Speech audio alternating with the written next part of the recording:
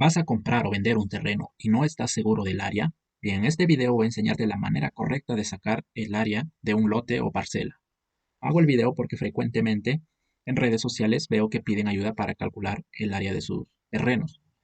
Y la mayoría, por ejemplo, te brinda el ancho y el largo. Otros te brindan la medida de los cuatro lados de su terreno. Eh, en su croquis que mandan son terrenos irregulares. Por lo tanto, las medidas que brindan en la mayoría de casos son insuficientes. Algunos inocentemente quieren ayudar y calculan el área, ¿no? Incluso algunos usan su geometrías en sus trazos auxiliares y calculan un área, pero los datos son faltantes, por lo tanto el área que vas a encontrar va a ser aproximada. Entonces vamos a ver la manera correcta de encontrar el área.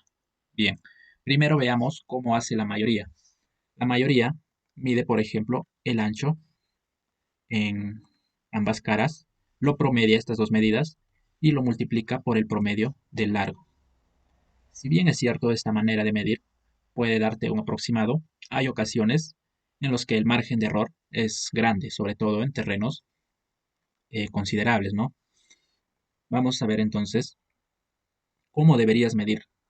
Bien, para medir un terreno tú deberías formar triángulos. Por ejemplo, tienes acá esta forma, este polígono de cuatro lados, tú tendrías que formar triángulos y tendrías que tomar la medida de cualquiera de las diagonales. Entonces, aquí podrías tomar esta medida.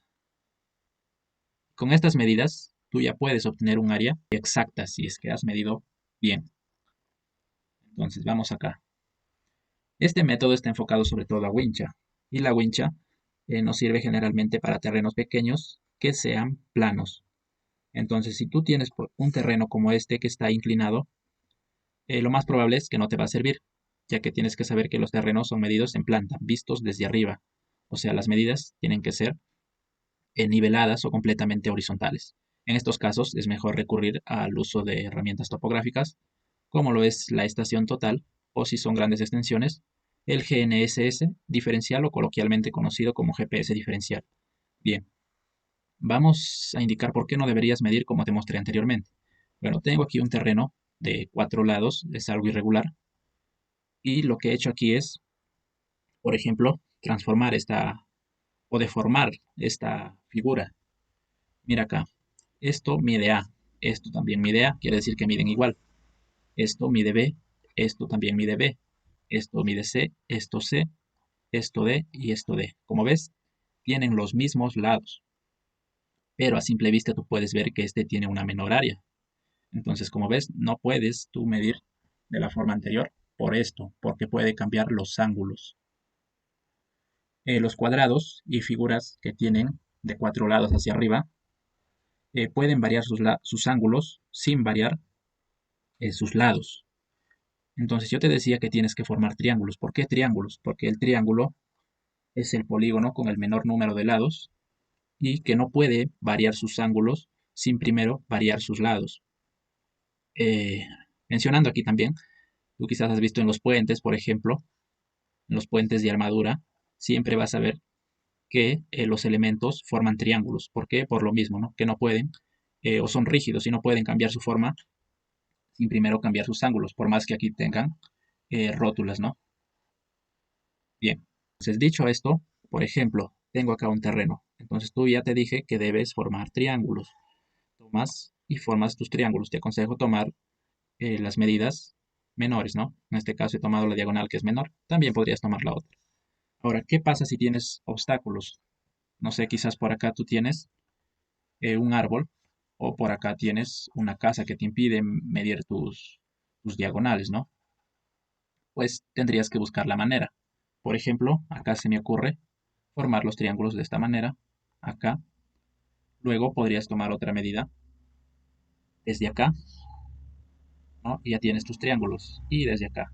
Buscar la manera de siempre tener los triángulos y siempre de cada triángulo vas a medir los tres lados.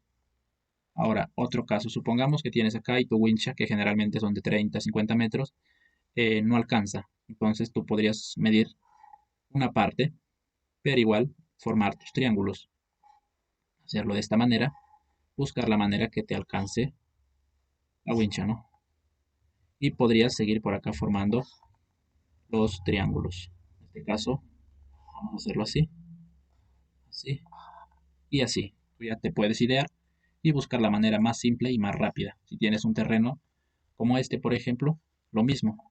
Formas los triángulos que te vengo mencionando y ya con ello puedes obtener un área exacta.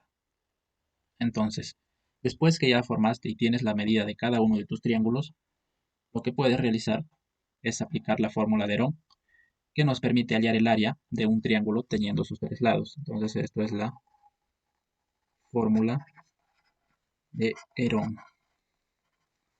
Y nos dice que el área es igual a la raíz del semiperímetro, que es el semiperímetro, la mitad del perímetro. El perímetro es la suma de los tres lados y el semiperímetro es la mitad de ello.